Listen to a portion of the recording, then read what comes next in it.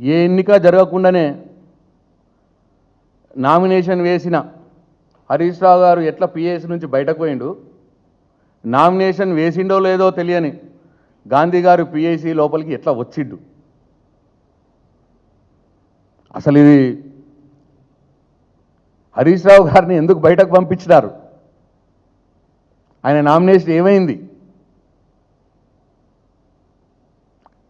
ఇంత అన్యాయంగా, ఇంత బుల్డోజింగ్గా హరీష్ రావు గారు ఉంటే మీకు ఏంది భయం?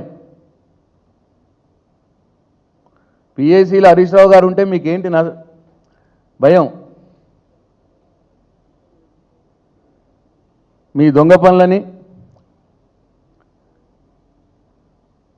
మేము చేసేది ఏం చేస్తాం?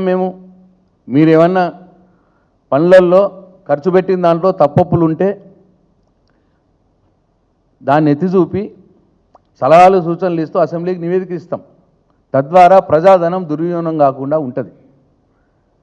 హరీష్ రావు గారు కావచ్చు, నేను కావచ్చు, గంగుల కమలాకర్ కావచ్చు, బీఆర్ఎస్ పార్టీ నుంచి మేము పిఎస్సిలో ఉంటే, ఒకవేళ హరీష్ రావు గారు చైర్మన్గా ఉంటే ఏం చేస్తాం?